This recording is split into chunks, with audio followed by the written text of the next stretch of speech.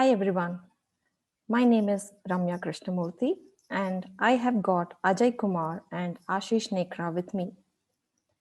To give a background of us, I have an overall experience of 18 plus years in the storage domain, and Ajay and Ashish both have almost 14 years of industry experience in the server and storage domain. All of us work at HP in the storage division, working on different HPE storage solutions with 3PAR and Primera. We will spend the next 30 minutes or so talking about our proposed solution, which is containerized machine learning using NVMe. So, first, let's take a look at our agenda to get a better understanding of the session. So, what are we covering today? We will talk about an overview of AI and ML, what exactly is machine learning and why is it important for business. We will also talk about containers, the containerized ML model, and how it addresses the challenges related to machine learning, how NVMe and NVMe over Fabric works, and the benefits of using NVMe for machine learning. Finally, we will spend some time on our proposed solution with examples and how performance improvements can be accomplished. With that, let's get started. So Ajay will now go over the machine learning and its overview. So over to you, Ajay, now. Thank you, Ramya. We'll do a quick overview of machine learning. In simple terms, machine learning is an artificial intelligence application that allows system to automatically learn and improve from experience without being explicitly programmed. It helps to identify patterns and make decisions with minimal human interventions. MIAL is being used by businesses in almost every area to stay competitive. All businesses rely on data to operate, and decisions based on data are becoming increasingly important in terms of staying competitive or falling further behind. Machine learning enables organizations to identify profitable opportunities and also to identify potential risks more quickly. Machine learning has the potential to unleash the value of corporate and consumer data, while also enabling companies to make decisions that keep them ahead of the competitions. Data insights are the results of analyzing a dataset with machine learning and AI technologies in order to gain a better knowledge of certain business phenomena, as well as assisting in the development of new products. Hence, ML is the foundational feature of the business decision making.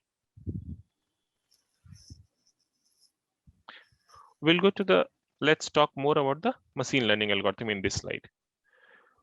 Machine learning, also often referred as a ML, is the study and creation of algorithms that becomes better at a specific task when they receive more data about that task. There are numerous benefits to collecting more data or data on a regular basis because it helps us to keep track of previous events and use analysis or data analysis to uncover the recurring patterns hidden inside that data. Most machine learning models begins with the training data, such as the training data can be such a large group of emails or huge folder of images, which the machine processes and begins to understand statistically. However, we can't fit and evaluate machine learning algorithms on a raw data. Instead, we must alter the data, alter in the sense like we clean the data and we pre-process the data to meet the needs of the algorithm. Furthermore, we must choose the right data format in order to get the maximum performance on a predictive modeling project. Once we have a recurring patterns, we build predictive models using machine learning algorithm that looks for trends and predicts future changes. As shown in the diagram, data is collected and pre-processed before being trained using an ML algorithm to build the model. The pattern discovered are used to predict the outcome. ML algorithms are categorized, or we can say broadly classified as either supervised or unsupervised learning algorithms. So how do we know which algorithm to use? The process of understanding the data is critical in selecting the right algorithm for the right problem. It is a supervised learning problem if the data is labeled. It is an unsupervised learning problem if the data is unlabeled, and the goal is to find the structure hidden inside that data. Furthermore, machine learning can be divided into traditional ML and deep learning. Deep learning is a subfield of a machine learning. While both fall under the broad category of artificial intelligence, deep learning is what powers the most human-like of artificial intelligence. Deep learning describes algorithms that analyzes data with a logic structure. This can happen both through supervised and unsupervised learning. As all we know, some algorithms can work with smaller sample sets, while other requires massive, huge amounts of data. Traditional ML works with a less data. A deep learning system requires a large data set or big data set to eliminate fluctuations and make high quality interpretations due to complex multi-layered structure. We can see in that case of the neural network.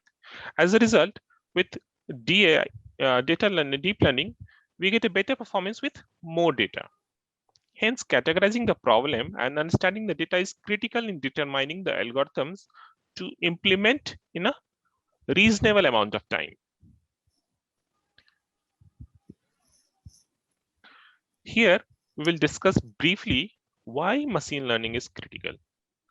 Machine learning has gained a lot of prominence in recent years because of its ability to apply it across scores of industries to solve complex problems effectively and very quickly. It has the benefit of being supported by machines, which is much superior computational capabilities than human, such as the ability to sift through enormous amount of data and use that data to make a much better and accurate decisions. Simply put, AI has the ability to do heavy thinking for us, which we can't, which we can do, but it take much more longer time. Analyzing complex data to understand meaningful value can often overwhelm human analysts. Machine learning keeps us from finding adequate solutions in a very timely manner.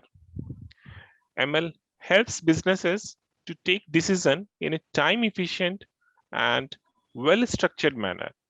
It also helps in analyzing or different analytics depending upon that amount and type of data, like decision making or predictive analysis.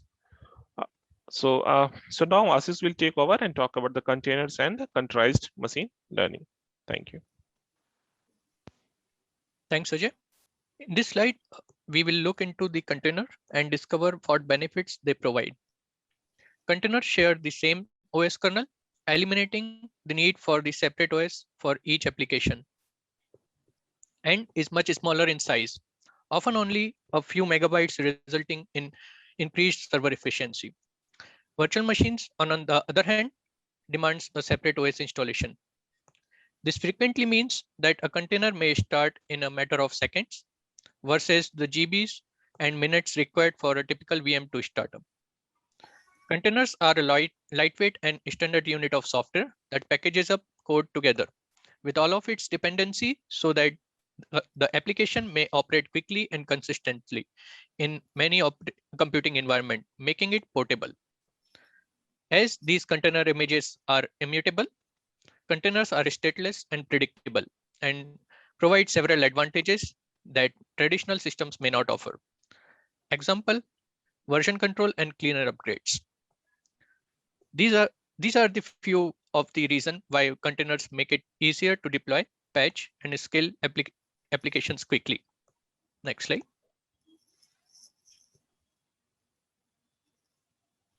Let's talk about why we need containerized machine learning models.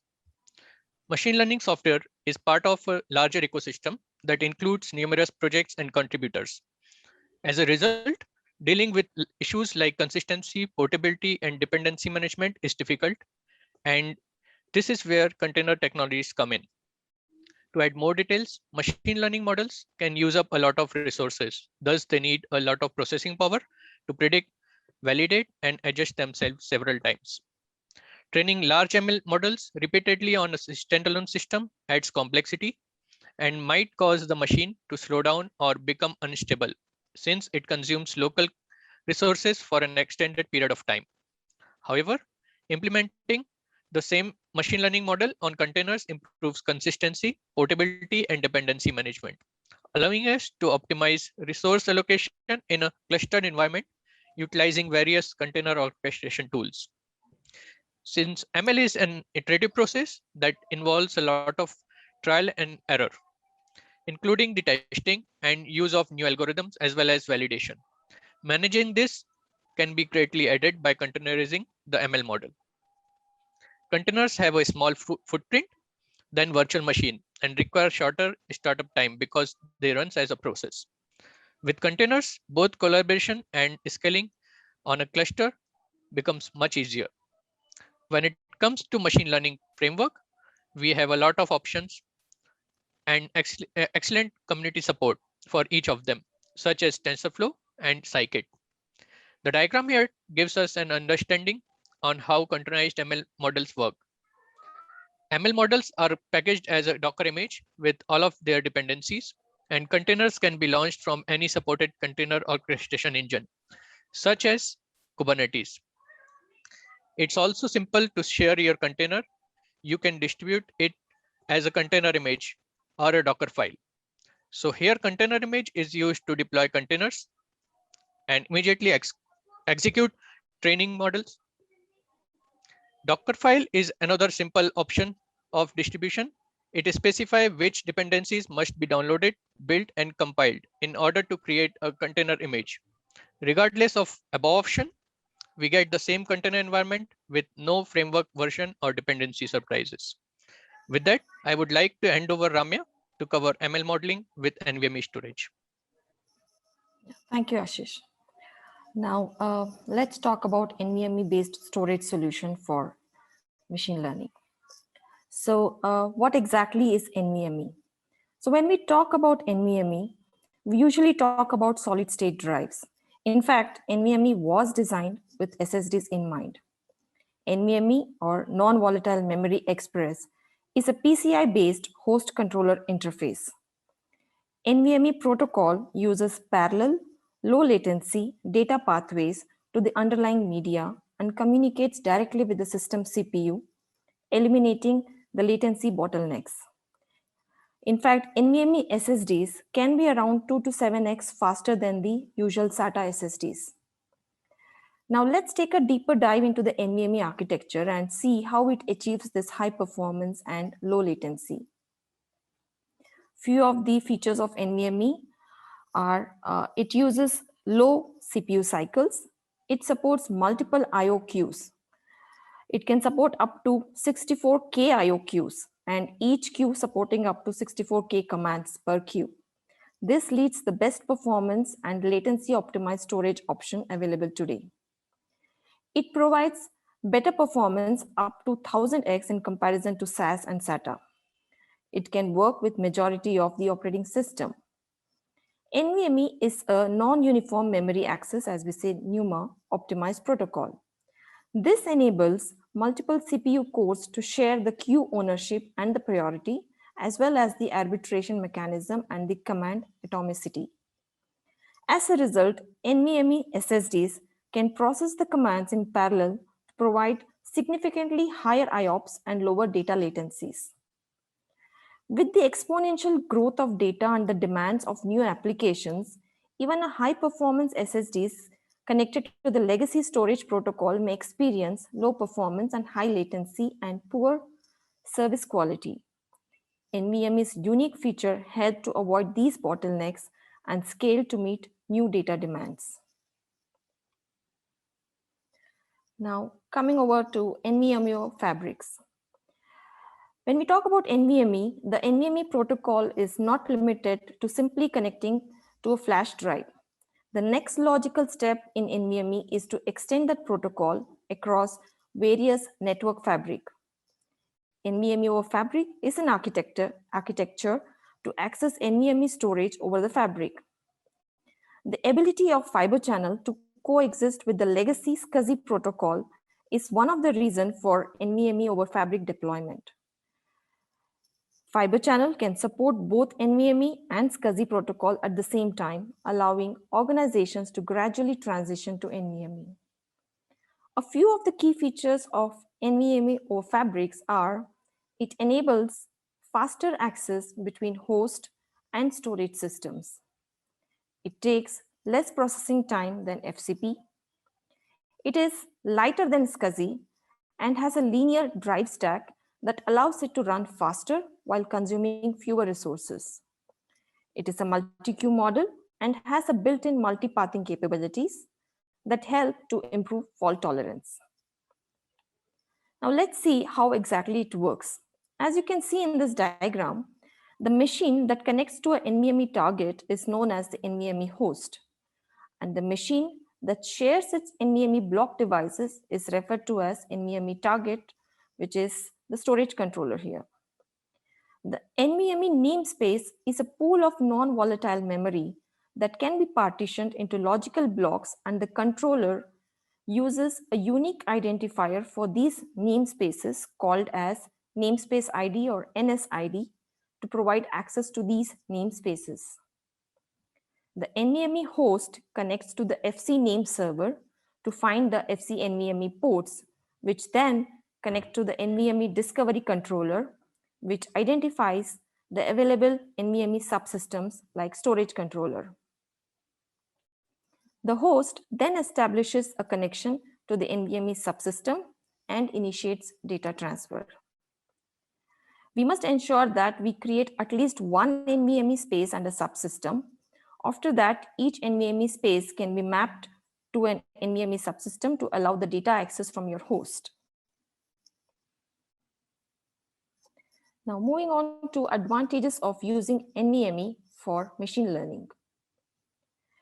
Users anticipate faster response time in today's world, even as applications become increasingly complicated and resource intensive. Especially workloads in machine learning are large, complex, and ever-changing. Modern model training datasets are large, and machine learning tasks process these massive volumes of data from both organized and unstructured sources. Furthermore, machine learning datasets swarms the GPU local RAM, resulting in GPU storage bottlenecks. Also, paging out of old training data, bringing in new data, all of this should be done as quickly as possible to avoid leaving the GPUs idle. NVMe over Fabric virtualizes the NVMe resources across a high-speed network, making it ideal for AI and machine learning application. It gives GPU the direct access to an elastic pool of NVMe, allowing all resources to be accessible within the speed of the local flash.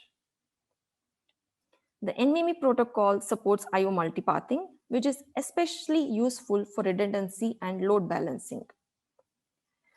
The NVMe protocol meets the ever-demanding and dynamic needs of storage environments for high-performance machine learning workloads, and NVMe end-to-end, that is NVMe PCI SSDs and NVMe over Fabrics, provide a high bandwidth, low latency user experience, which is a key value proposition when it comes to serving machine learning or deep learning workloads. And this will drive the future storage industry and add value to businesses by enabling faster data access. So with this, now let's talk about a proposed solution, which is containerized machine learning model using NVMe. And for this, I will hand it over back to Ashish, who will walk you through this. So over to you, Ashish. Thanks, Ramya. Here are some of the details on our proposed solution. The server has an x86 based architecture and a dual Intel Xenon processor running at 2.4 GHz, 64 GB of RAM, and SAS and NVMe drives. NVMe capable storage and network infrastructure. Linux operating system on the server that provides support for NVMe over Fabric. The storage controller uses PCIe Gen 3 and supports end-to-end NVMe. That is NVMe SSD physical drives and NVMe over Fabric connectivity. Both the server and storage systems are configured with Gen 6 FC 32 gig HBAs. Next slide. So the diagram here depicts our proposed solution. We first build the ML model based on our requirement, then create the requirement file containing all the needed libraries. The next step is to create the Docker file with the necessary environment setup, and then build a Docker image with all of its dependencies and the YAML file for container deployment. We used x86 based server with Linux operating system, Docker, and other dependencies, other required components were installed on this server. We have an end-to-end NVMe supported storage system connected to the server using NVMe over Fabric. The NVMe volume mapped from the storage to the host is used to deploy container. The Docker image can be used to create single or more containers that includes the required ML application and all of its dependencies, and then perform on-the-fly data preparation, data building, and data training. Models or data that has been trained during this process are saved on the NVMe volume that is mapped to the server. When the ML modeling is finished, the container can be easily destroyed or retriggered as needed. With that, I would like to turn it over to Ramya to discuss the performance differences between VM and containers. Yeah, thank you, Ashish. So let's talk about performance comparison. So as a baseline, what we did is we evaluated the performance of a ML model between a virtual machine and a container. The VM used here was deployed on an x86 server using NVMe drives mapped from a storage controller over FCP. The same machine learning model was subsequently run on a container deployed on the same server using NVMe drives mapped from the controller over FCP. The machine learning model used here was a deep learning unsupervised model. As you can see in the graph, it shows the performance comparison for a sample training data set between a virtual machine and containers. And as we learned earlier, containers have lower overhead than virtual machines. So we can see in the graph here, the performance is much better with container in comparison to a virtual machine.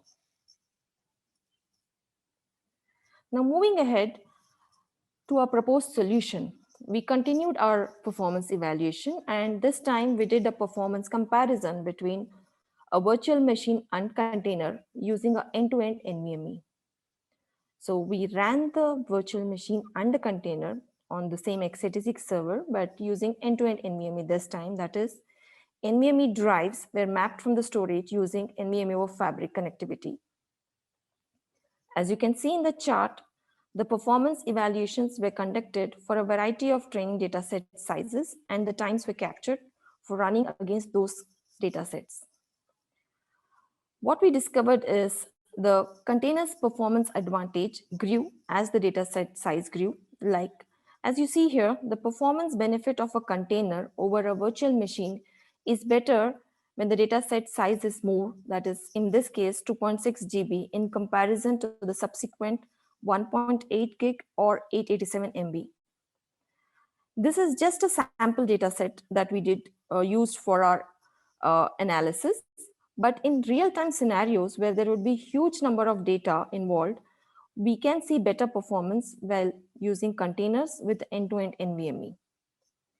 So based on an analysis here, we conclude that we get better performance gain when we use our proposed container solution using end-to-end NVMe.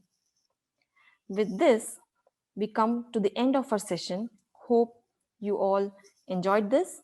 Please take a moment to rate this session. Your feedback matters to us. Thank you.